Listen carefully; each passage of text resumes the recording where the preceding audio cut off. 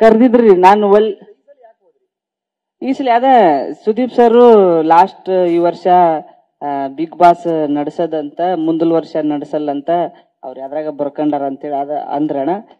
ಹಂಗಾಗಿ ನಾನು ಬಂದಂಗ ಈ ಸುದೀಪ್ ಸರ್ ಇರೋ ಮಠ ಇದ್ದಾಗ ಈ ಶೋ ಹೋಗ್ ಬರೋಣ ಅನ್ನೋದು ಆಸೆ ಇತ್ತು, ಅದಕ್ಕೆ ಬಂದಿದ್ದೆ.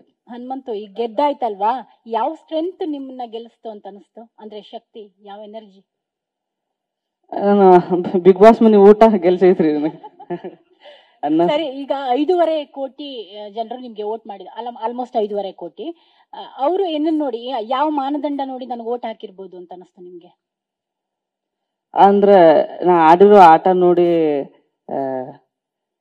ಹಾಕಿ ಗೆಲ್ಸ್ಯಾರಕ್ಕ. ಆಟ ಅಲ್ಲಿ ಟಾಸ್ಕ್ ಟಾಸ್ಕ್ ವ್ಯಕ್ತಿತ್ವ. ಆಮೇಲೆ ಒಂದು 50 ಲಕ್ಷ ಗೆದ್ದಿದ್ದೀರಲ್ವ ಅಮೌಂಟ್, ಏನ್ ಮಾಡ್ಬೇಕು ಅಂತ ಅನ್ಕೊಂಡಿದ್ದೀರಾ ಪ್ಲಾನ್? 50 ಪ್ಲಸ್ ಬೇರೆ ಬೇರೆದೆಲ್ಲ ಬಂದಿದೆ, ಅದೆಲ್ಲ ಬಂದಿರೋ ಅಮೌಂಟ್ ನ ಏನ್ ಮಾಡ್ಬೇಕು ಅನ್ಕೊಂಡ್ರೆ? ಮದ್ವೆ ಆಗ್ತೀರಾ? ಮನಿ ಕಟ್ಟಿಸ್ತೀನಕ್ಕ, ಮದ್ವೆ ಹಾಕಿನಿ. ಅಲ್ಲ, ಅದ್ ಮನಿ ಕಟ್ಸಿದೈತಿ, ಅದ ತಗಡೈತಿ, ಅದನ್ನ ತೆಗೆದು ಸುಲಾಪ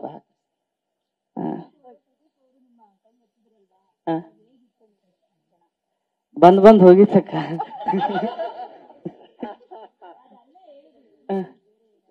ಮತ್ತ ಅಲ್ಲಿ ಹೇಳಿದ್ದು ಇಲ್ಲಿ ಹೇಳಾಕತ್ತೀನಕ್ಕ.